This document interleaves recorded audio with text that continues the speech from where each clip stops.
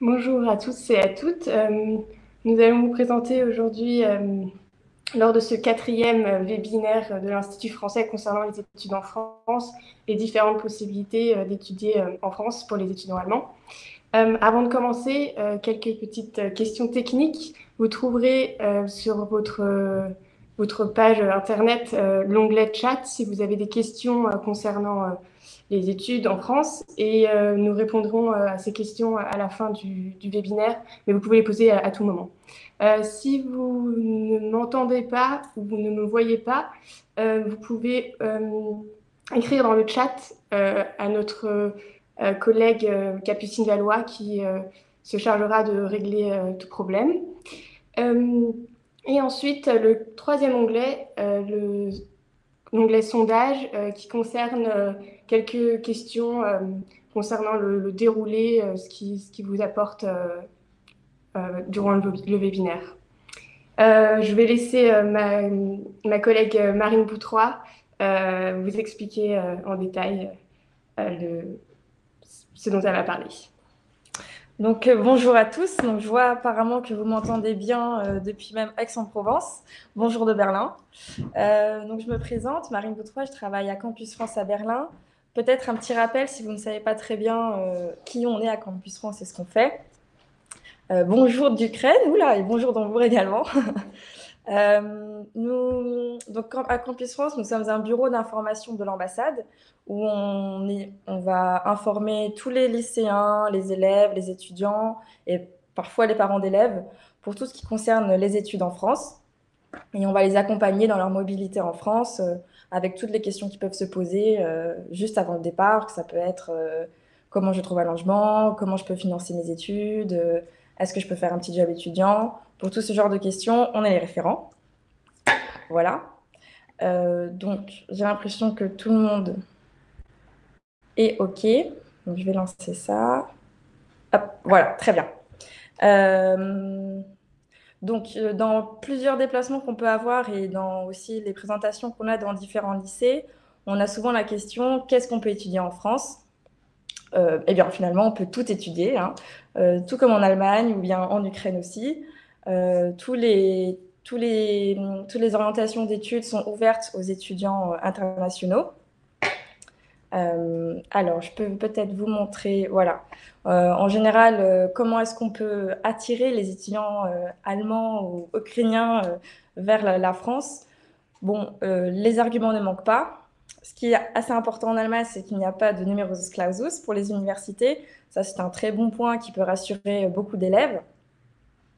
Nous avons également tout ce qui peut être une expérience à la française pendant un semestre ou 2 semestres, améliorer son niveau de français, avoir une ouverture internationale également pour plus tard dans son CV, et puis bien sûr faire des rencontres tout au long de sa mobilité. Donc quand on regarde le paysage universitaire français, ça peut vous faire un petit peu peur, mais ça va aller, je vais vous accompagner. Alors, nous avons d'abord un paysage qui va donc se composer des universités. Donc ça, c'est à peu près pareil partout dans le monde, où on peut faire sa licence et son master, voire même son doctorat pour les plus motivés. On a également la possibilité en France de faire des études un petit peu plus courtes pendant 2 ans dans un BTS ou dans un DUT, où là, on va plutôt se diriger vers des études dans le domaine. Alors, il y a plusieurs domaines, effectivement. On peut aller de l'hôtellerie à l'environnement, l'économie-gestion, mais ça peut aussi aller tout ce qui est opticien ou dans les services. Et puis, on a le fameux système des grandes écoles, qui est assez particulier à la France.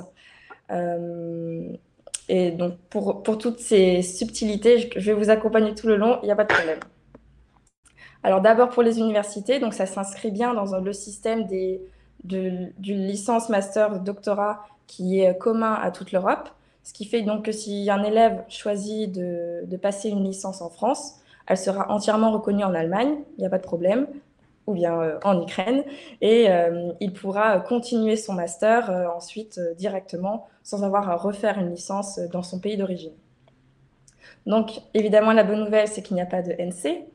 Dans le domaine de la médecine, on fait quand même face à une petite particularité. En Allemagne, il y a une très forte sélection avant de rentrer en première année de licence. En France, en revanche, tous les élèves pourront rentrer dans la première année, mais c'est à la fin qu'il y a une grosse sélectivité. C'est une année assez intense en termes de charge de travail.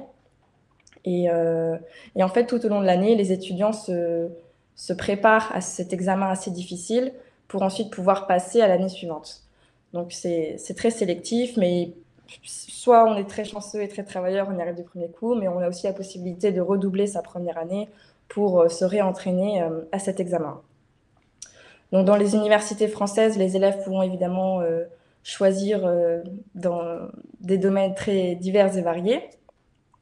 Voilà, donc comme je disais, c'est ce système LMD qui est reconnu dans toute l'Europe. Alors il y a peut-être un petit peu de particularité, effectivement, quand on compare la France et l'Allemagne. Donc pour le cas de la médecine, je viens d'expliquer. Le droit, effectivement, il y a quelques subtilités où le droit national peut plus s'appliquer en France qu'en Allemagne. Vous avez des matières et des cursus transversaux, par exemple dans le droit international, dans le droit transfrontalier, où il y a pas mal de compétences communes qui font qu'avec le même diplôme, on peut travailler dans les deux pays. La psychologie en France fait partie du domaine des sciences humaines et sociales et pas de la médecine, donc c'est une petite nuance. Et puis voilà, donc par exemple, vous pouvez voir en économie, on a plusieurs moyens d'étudier dans ce domaine. C'est pas uniquement les universités. Vous allez avoir ces IAE, ces instituts d'administration des entreprises, qui sont en fait des écoles publiques qui font partie d'universités. Et puis, il y a les grandes écoles qui vont arriver très prochainement, dont je vais vous parler. Voilà. Donc voilà, les grandes écoles, on y arrive. Ce concept très français, finalement, se distingue des universités d'abord par sa sélectivité. C'est effectivement assez difficile, plus ou moins, de rentrer dans les grandes écoles. En général, on se prépare à une grande école dans des classes préparatoires. Donc, juste après le bac, on postule dans des classes préparatoires pendant 1 an ou 2 ans pour préparer les concours. Et ensuite, on peut s'orienter vers des écoles très diverses, encore une fois. Ça peut être des écoles d'ingénieurs, des écoles de commerce, des instituts d'études politiques. C'est assez varié. Et on a également, donc voilà, il y a les classes préparatoires pour accéder à ces grandes écoles. Il y a également la possibilité, pour certaines d'entre elles, donc c'est le cas notamment pour les instituts d'études politiques, il faut savoir qu'à partir de la rentrée prochaine, donc septembre 2020, il n'y aura plus de concours. Habituellement, les élèves préparaient le bac et en même temps préparaient le concours pour Sciences Po. Donc c'était quand même assez conséquent en charge de travail. Et désormais, il n'y a plus de concours, sauf pour Sciences Po Grenoble, il me semble. Mais les 9 autres sont désormais accessibles en ligne et il faudra juste poster sa candidature en ligne. Et ensuite, il y a un petit peu un système encore très nuancé des prépas intégrés où finalement la sélection se fait avant la prépa. Ensuite, on rentre dans cette préparation pour intégrer l'école. Tandis que dans une classe préparatoire classique, on rentre d'abord dans la classe et ensuite vient la sélection. Ça se fait à des niveaux un peu plus différents. Voilà. Ensuite, donc dans ces grandes écoles, donc voilà, elles se distinguent par cette sélectivité qui est assez forte dès l'entrée. Mais en fait, elles sont très attractives pour de nombreux lycéens parce qu'elles ont cette réputation en France et à l'international. Effectivement, elles proposent plusieurs programmes internationaux qui permettent aux lycéens de passer plusieurs semestres, voire faire des stages à l'étranger. Donc c'est ce côté très attractif, très reconnu aussi à l'étranger. Et puis, on distingue aussi les grandes écoles. Souvent, elles se mettent en avant par le salaire moyen qu'un étudiant peut avoir à la sortie, par le taux, le petit laps de temps où les étudiants sont censés rentrer dans la vie active juste après leurs études. Et donc voilà, c'est pourquoi certains préfèrent choisir les grandes écoles plutôt que l'université. Bon. Voilà. Ensuite, nous avons donc les écoles spécialisées. Ah oui, je ne l'avais pas mentionné au tout début. Alors, ces écoles spécialisées se distinguent des universités, notamment par leurs frais de scolarité, qu'on va voir un petit peu après. En général, les écoles spécialisées se concentrent sur tout ce qui concerne les domaines artistiques. Donc, ça va être des écoles de cinéma, des écoles d'art, des écoles de mode, mais aussi des écoles de gastronomie, l'architecture également. Et puis le journalisme. Donc voilà, c'est vraiment des écoles très focalisées sur un type de métier ou une branche assez particulière. Voilà. Oui, donc nous avons également des études un peu plus courtes pour les lycéens qui préfèrent rentrer dans la vie active assez rapidement sans avoir à passer une licence ou un master. Donc ce sont des études courtes, très professionnalisantes du coup, qui permettent de faire des stages dans des domaines professionnalisants. Il faut savoir quand même que maintenant, de plus en plus, ces études courtes, donc ces BTS ou ces DUT, peuvent mener à une licence, oui, on appelle ça une licence professionnelle. Donc, on fait 2 ans dans ces BTS et DUT. On enchaîne ensuite sur une année à l'université, ce qui fait qu'à la fin, vous avez, en plus d'un BTS, une licence vraiment reconnue. Et si les élèves se disent, ah bah finalement, j'ai envie de faire des études longues, ils peuvent très bien postuler ensuite pour un master à l'université ou dans une grande école, selon leur choix. Voilà. Donc, les frais de scolarité, comme je le disais, sont un peu différents selon le type de structure dans laquelle les étudiants voudraient étudier. À l'université, les étudiants allemands, ou du moins les étudiants européens, payent les mêmes frais de scolarité que les Français, à savoir 170 € par an pour ce qui est de la licence, 243 pour le master et ensuite 380 s'ils sont motivés pour faire un doctorat. Dans tout ce qui concerne les écoles donc, d'art ou spécialisées, c'est assez divers. Chaque école a un petit peu sa politique, donc ça peut être gratuit selon les écoles publiques et ça peut monter à 8 000 €, voire 20 000 € pour les écoles privées. Et les grandes écoles, donc certaines ont choisi de baser leurs frais de scolarité sur le revenu des parents. C'est le cas notamment, par exemple, pour les instituts d'études politiques. Et puis certaines, comme les écoles de commerce, préfèrent avoir les mêmes frais d'inscription pour tout le monde. Et donc, bon, pour les écoles de commerce, ça peut monter à 15 000 € l'année. Donc, voilà, des frais de scolarité assez divers finalement. Et donc, comment on fait pour postuler à ces différentes voies? Alors, je vais vous montrer. Bon, la voie la plus parlante quand on parle de mobilité internationale, ça va être le programme Erasmus. Bon, Erasmus, mais il ne faut pas oublier qu'il y a de nombreux programmes soutenus par l'université franco-allemande qui sont finalement des cursus intégrés, qui peuvent aussi être très intéressants pour les étudiants, notamment bilingues ou qui sont très francophones et qui ne veulent pas trop abandonner leur pays. Et puis, bon, bien sûr, pour les plus motivés, ils peuvent très bien faire la totalité de leurs études en France, du bachelor jusqu'au doctorat. Donc, si on prend ça étape par étape, j'espère que je ne vais pas trop vite. Il ne faut pas hésiter à me le dire si je vais trop vite. Hop, je vais regarder. Alors, le programme Erasmus, comme je disais. Donc pour cela, donc en général, comment dire, c'est une option qui est très souvent choisie par les étudiants qui décident de ne pas complètement sortir du système universitaire de leur pays. Donc c'est un échange qui peut se faire sur 1 ou 2 semestres. Et donc pour cela, il faut être inscrit dans une université donc en Allemagne. Et chaque université a déjà ses propres partenariats avec des universités françaises. Donc c'est-à-dire que on peut pas, finalement, les étudiants ne pourront pas dire j'ai envie d'aller à Lyon, dans cette université-là. Ça marche pas trop comme ça. Il faut quand même regarder s'il existe déjà un partenariat avec son université référente. Si l'étudiant, par contre, est vraiment très intéressé par cette université, il y a quand même des petites pistes qui peuvent s'ouvrir et on peut, dans ce cas-là, demander d'être un free mover. Mais bon, c'est une procédure assez particulière et l'étudiant, dans ce cas-là, devra directement négocier avec son université d'origine pour pouvoir faire un Erasmus en dehors des partenariats qu'il existe déjà. Donc pour candidater pour un échange Erasmus, il faut voir directement avec son université d'origine.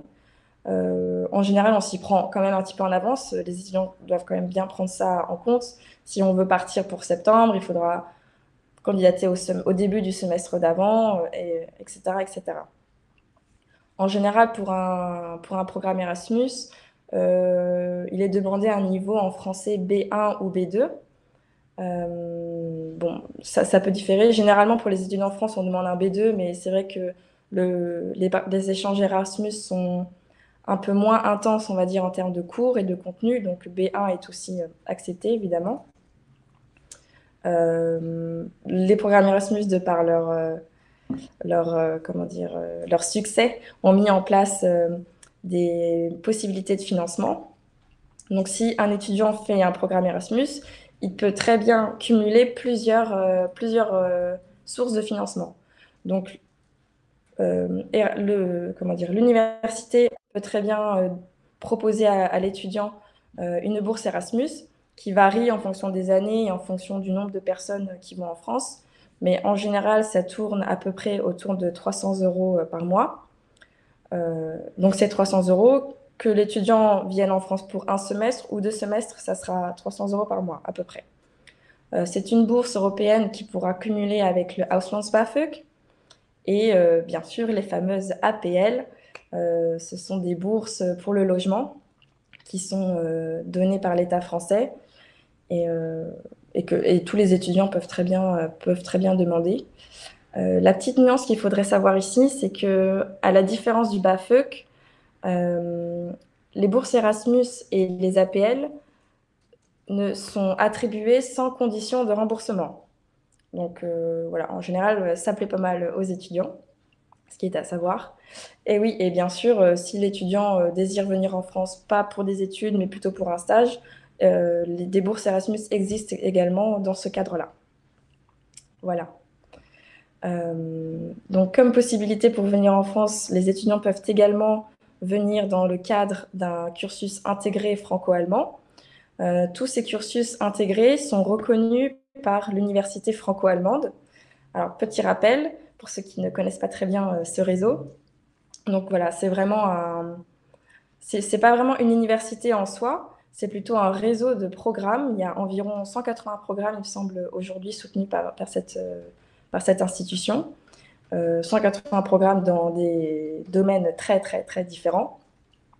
Et puis, alors, je crois qu'on peut tout faire avec l'université franco-allemande, sauf la médecine, en gros, parce que les systèmes sont trop différents et c'est un peu compliqué de faire un double partenariat, mais en soi, on peut quasiment tout faire avec l'université franco-allemande.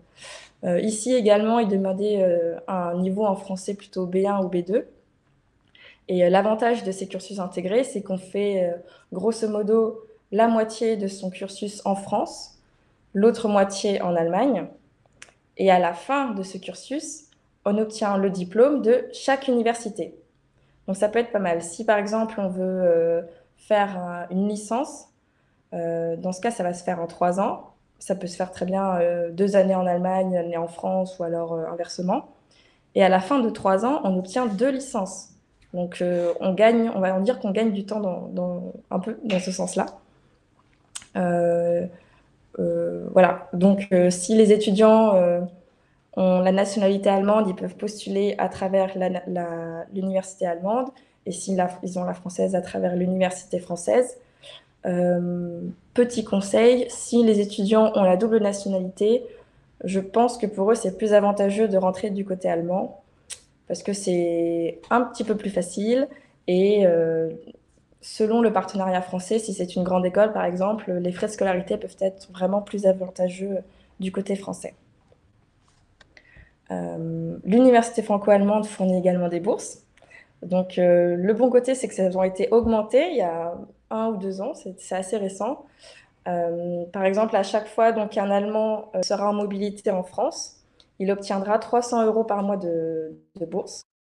Toujours pareil, une bourse qui n'est pas à rembourser à l'inverse du BAföG, mais c'est également une bourse qui peut être cumulable avec la bourse Erasmus pendant 2 semestres par contre maximum. Si l'étudiant allemand reste 2 ans en France, il pourra avoir cette bourse Erasmus que 2 semestres, pardon.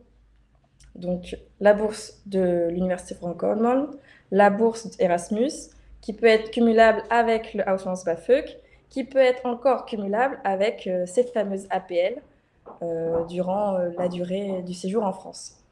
Ah oui, et j'avais aussi oublié de mentionner les APL si on va avoir une petite idée, en général, c'est un tiers du loyer.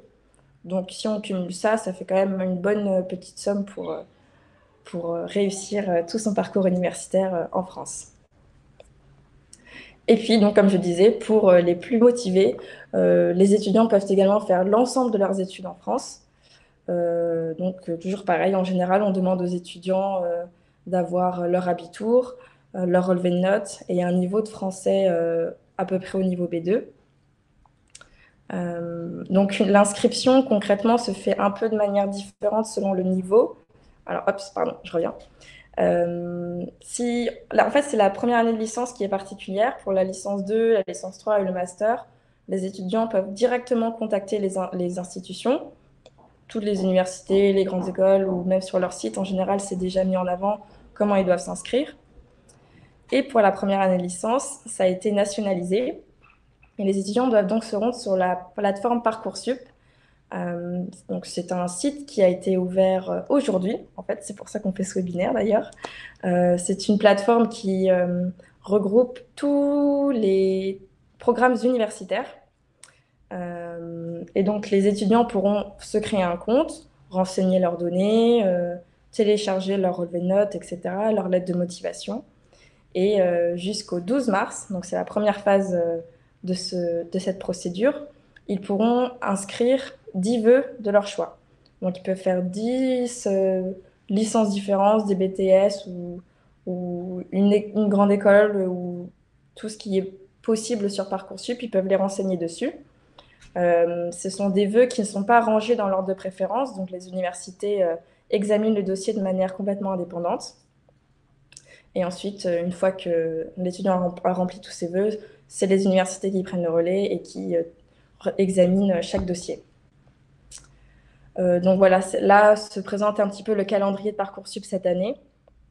Donc les étudiants ont jusqu'au 12 mars, donc ils ont encore un peu le temps pour savoir pour quelle formation ils aimeraient candidater. Ensuite, jusqu'au 2 avril, ils peuvent encore télécharger des des nouveaux documents qui peuvent appuyer leur candidature, que ce soit un CV, que ce soit une lettre de motivation ou tout ce qui peut un petit peu les démarquer par rapport aux autres. Et du 19 mai au 19 juillet, là, commence un peu les résultats du bac ne tardent pas. Et donc, les universités lancent tout de suite leur réponse officielle. Si au 17 juillet, les étudiants n'ont pas reçu de réponse, il y a toujours une phase un petit peu complémentaire du 25 juin au 14 septembre. Mais en général, on conseille aux étudiants de ne pas attendre le 14 septembre pour ne pas chercher ailleurs ou chercher un logement ou quoi que ce soit. Voilà. Alors concrètement, comment Campus France, est-ce qu'on peut les aider, ces étudiants?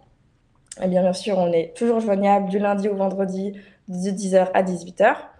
Nous avons un bureau, donc ici nous sommes à Berlin, au bureau principal en Allemagne, mais nous avons également une antenne à Stuttgart et à Munich. Donc nous sommes joignables par téléphone, par mail, de manière classique, mais aussi sur les réseaux sociaux, ce qui peut être pas mal pour les étudiants, et puis qui peuvent également s'inscrire sur notre newsletter. Hop.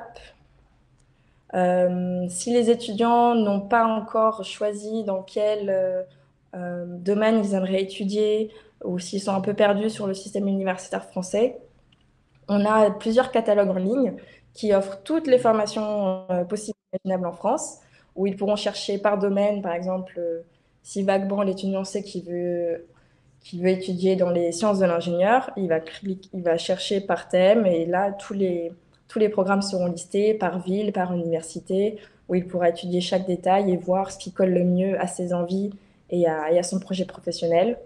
Il peut aussi chercher selon la région, s'il a envie d'habiter quelque part en particulier. Et puis voilà. Ah oui, et on a aussi un catalogue. Donc ça, c'est le catalogue des licences. Bon, pour plus tard, je ne sais pas si vous avez déjà ce genre de cas dans vos classes, mais ils peuvent également aller sur le catalogue des masters. Ça peut déjà peut-être leur donner une idée pour la suite. Et ceux qui ont peut-être quelques difficultés avec la langue française, désormais, il y a de plus en plus d'universités, mais surtout des grandes écoles quand même, qui proposent des programmes partiellement, voire totalement en anglais. Donc ça peut peut-être effacer un peu cette barrière de la langue qui peut être un peu effrayante pour certains élèves. Donc voilà, certains programmes sont en anglais, ça c'est un bon point à savoir. Mais il faut quand même garder en tête que la majorité de ces programmes restent au niveau master et dans certaines disciplines. Par exemple, malheureusement, on ne peut pas étudier la médecine en anglais en France, mais on peut très bien apprendre. Qu'est-ce que je peux vous dire, l'éco-gestion. On peut très bien apprendre des domaines dans la biologie, dans les mathématiques. Hein. Souvent, la langue reste quand même les chiffres, mais on peut très bien rajouter de l'anglais. Enfin, c'est quand même des matières un petit peu plus scientifiques ou économiques, voilà, de manière générale. Donc là, je suis peut-être un petit peu trop loin pour la perspective de vos étudiants, mais c'est quand même bon à savoir. Nous avons également à Campus France un réseau de professionnels qui s'appelle France Alumni et qui regroupe tous les étudiants internationaux qui sont passés par la France pour leurs études. Donc ça peut être un bon point. Ils peuvent s'inscrire gratuitement sur la plateforme et ils reçoivent de manière exclusive des offres d'emploi, mais aussi des offres de stage, ce qui peut être assez intéressant si dans le cadre de leurs études, ils ont également besoin de faire un stage. Ils peuvent bien sûr rester connectés avec le monde de la francophonie, le monde français, et recevoir des actualités sur ce qui se passe en France, mais aussi sur la présence de la France à l'étranger dans leur pays d'origine. Et puis, ils peuvent bien sûr se connecter avec d'autres membres de la plateforme pour échanger sur des points un peu plus particuliers, des conseils, et puis rester en contact avec la France tout au long de leur carrière également. Voilà, je pense que j'ai un petit peu fait le tour. J'espère que je ne suis pas allée un peu trop vite. Je vais regarder vos questions peut-être. Ouais, j'ai vu que ça a sonné un petit peu. Qu'est-ce que je peux vous répondre? Alors, est-ce qu'il y a une procédure particulière de reconnaissance des diplômes européens, par exemple des diplômes ukrainiens en France? Combien d'années d'études continues il me faudrait? Je suis déjà en master linguistique. Alors, si vous ne faites pas partie d'un pays de ce système de licence, master, doctorat, soit si vous faites partie de ce pays, il n'y a pas besoin de faire de reconnaissance. Si vous avez besoin de reconnaître votre master, vous avez un site internet, alors je pense que je peux l'écrire là, yes, qui s'appelle Henrik. Hop. Vous allez sur ce site internet qui vous expliquera la procédure. Vous n'avez pas à refaire un master derrière. C'est en général une procédure peut-être de remise à niveau, mais c'est une procédure payante qui vous fera qui vous fera passer l'équivalence de votre diplôme. Voilà. Ensuite, qu'est-ce qu'on a comme question? Où peut-on trouver les adresses des autres bureaux en Allemagne? Sur notre fabuleux site internet allemagne.campusfrance.org. Nous avons... Alors, comment je peux faire là-dessus? Hop, je vais essayer de vous mettre le lien. Si je fais comme ça, .campusfrance.org.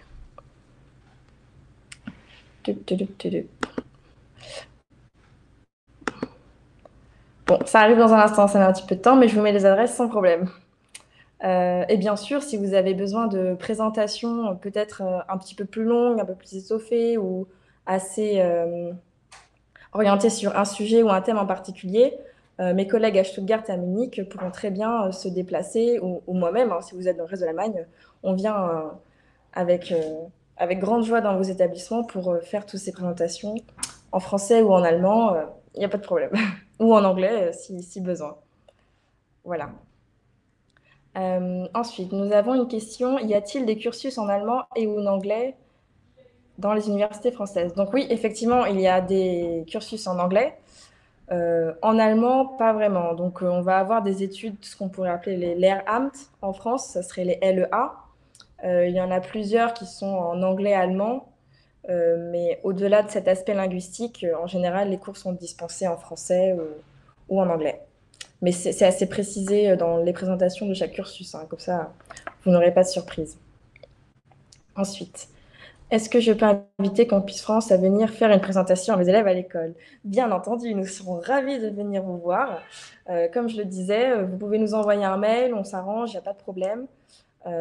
Si vous avez des demandes particulières, on essaiera de s'adapter selon vos besoins et puis nous serons ravis de rencontrer vos élèves. Nous avons ensuite une question. Peut-on aller faire des études en France si l'on ne parle pas ou mal français? Donc ça dépend, encore une fois, si vous voulez faire un programme en anglais, bon, a priori, pas de problème. Euh, les mots de français, peut-être au quotidien, arriveront au fur et à mesure ou dans votre entourage, vous arriverez à décoder peut-être la langue française sur place. En revanche, si vous avez peur, comment dire, vous avez également la possibilité de faire des universités d'été, des summer schools, dans les universités pendant quelques semaines ou peut-être 2 mois. Et là, vous allez donc vous plonger dans un environnement franco-français, avoir des cours de français. Et bien sûr, en général, ces programmes proposent aussi des découvertes culturelles de la ville. Donc ça peut être pas mal pour avoir un petit aperçu de la culture française. Et il y a également des summer schools qui sont assez spécialisés. Par exemple, je sais qu'il y en a dans le domaine de l'informatique, par exemple, où là, vous allez avoir des cours de français, mais assez portés sur le domaine informatique, ce qui fait que vous allez améliorer votre langue de tous les jours, mais également apprendre tout le vocabulaire qui vous seront nécessaires pour faire des études dans votre domaine. Voilà. Ah, ces écoles de français, enfin, ces universités d'été pour apprendre le français sont également disponibles sur nos catalogues en ligne où vous pouvez apprendre le français durant l'été. Sinon, en général, on a remarqué quand même dans plusieurs de nos déplacements et notre contact avec les lycéens ils se censurent un petit peu eux-mêmes, ils ont assez peur de ne pas avoir le niveau pour étudier en France avec leur niveau de français. Faut quand même avouer que de manière générale, les élèves allemands parlent très bien français. Si les élèves ont un habit bac, ils ont directement le niveau B2 et donc on ne leur demande pas de certification supplémentaire. Si les élèves ne font pas d'habit bac mais ont le français comme Leistungskurs, pas de problème, ils sont aussi considérés comme français au niveau B2. Et s'ils ne sont dans aucun de ces cas-là, dans ce cas-là, on leur conseille de passer un examen de certification de niveau de langue, que ce soit le TCF ou le DELF, qui sont entièrement disponibles dans tout le réseau des instituts français en Allemagne. Hop. Alors, j'entends des petits bip bip, mais je ne sais plus trop d'où ça vient. Ah, ça va venir du chat. Oui, je vois. Voilà, donc si vous avez des questions ou que ça vous viendra par la suite, vraiment, il ne faut pas hésiter. Nous, on sera ravis de venir renseigner vos élèves sur tout ce domaine universitaire en France. Et puis également, si vous souhaitez, alors si vous pensez que vous pouvez, je sais pas, enfin bref, si vous voulez renseigner de manière autrement les élèves sans peut-être prendre toute une après-midi ou toute une heure de leur temps, nous avons également beaucoup de documentation actuelle sur tout le processus de candidature, sur les offres de formation dans les universités, sur comment se loger, pourquoi choisir la France, qu'est-ce que la France a de mieux par rapport à d'autres pays pour la mobilité. tous ces genres de questions peuvent être fréquemment demandées. Et donc, nous avons tout le matériel de communication disponible ici. Vous nous envoyez un mail ou je peux peut-être aussi demander votre mail et je vous envoie notre catalogue. Ouais, on pourrait appeler ça comme ça, notre catalogue. Et on vous envoie gratuitement les quantités que vous voulez pour une affiche, pour une brochure générale, pour l'université franco-allemande, pour tout, pour les, oui, voilà, pour tout type d'informations dont vous avez besoin. Euh, je vous invite également à regarder notre newsletter ou bien notre site internet parce qu'on met récemment à jour tout notre agenda qui donne un aperçu de tous nos mouvements en Allemagne. On participe quand même à une douzaine de salons durant toute l'année dans toute l'Allemagne. Donc là, le prochain salon, par exemple, ce sera le 1er et le 2 février à Stuttgart. Ensuite, on va à Hambourg. Et puis, voilà, donc toute l'année, on essaye d'être assez étalé sur le territoire allemand. Et puis, au plaisir de vous rencontrer. Voilà. Donc, je regarde si j'ai plus de questions. Nana, nana. Nana, nana. Bon. Voilà. Bon, si vous n'avez pas plus de questions, j'espère que j'ai pas parlé trop vite, que j'ai réussi à répondre aux interrogations que vous pouviez avoir. Bon, si ça vous vient par la suite, vraiment, n'hésitez pas à nous envoyer un mail. Alors, je vous remets peut-être la slide. Yes, ici avec notre adresse mail. Voilà. Et bien sûr, les étudiants, alors si les étudiants sont déjà sur Berlin, ils peuvent, ou Stuttgart ou Munich, ils peuvent passer dans nos bureaux pour avoir un entretien peut-être un peu plus personnalisé en temps réel, si je puis dire, ou également par mail ou par téléphone. Ah oui, autre point peut-être qui serait pas mal à savoir pour vos étudiants. Donc les étudiants ont besoin de leur bac et de leur relevé de notes pour candidater en France. Cependant, les universités françaises, rares sont celles qui parlent allemand. Donc, il va falloir traduire leurs diplômes. Les diplômes, ils peuvent les traduire eux-mêmes à la maison. Sur notre site, ils verront plusieurs modèles pour la mise en forme, etc. Et pour les aider aussi avec quelques vocabulaires peut-être pour traduire eux-mêmes leurs diplômes et leurs relevés de notes. Ils nous les envoient ensuite.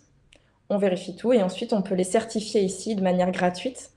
Et ce sera un sceau qui sera bien sûr reconnu par toutes les universités et toutes les grandes écoles comme certification officielle sans aucun souci. Donc ça peut être intéressant. Voilà. Qu'est-ce que je peux vous dire comme dernier tips? Est-ce que les participants de ce webinaire vont recevoir des certificats? Bon, je vois que ma collègue a répondu à ma place. Très bien.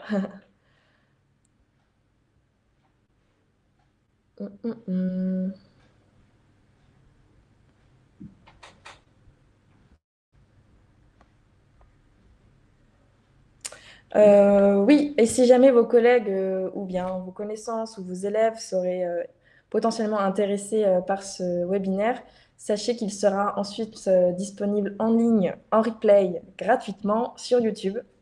Donc c'est toujours un bon tips à savoir. Il sera également partagé sur les réseaux de l'Institut français, sur les réseaux de Campus France-Allemagne. Et puis, on sera toujours ravis de pouvoir donner plus de précisions si nécessaire par des demandes particulières. Voilà.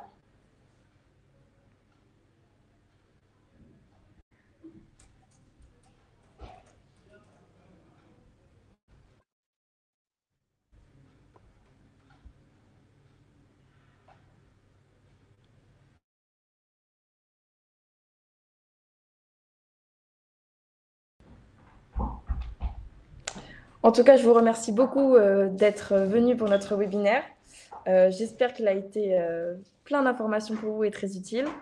Et je vous dis, du coup, peut-être à la prochaine fois, durant une présentation sur les étudiants en France chez vous ou durant un de nos salons. Merci beaucoup.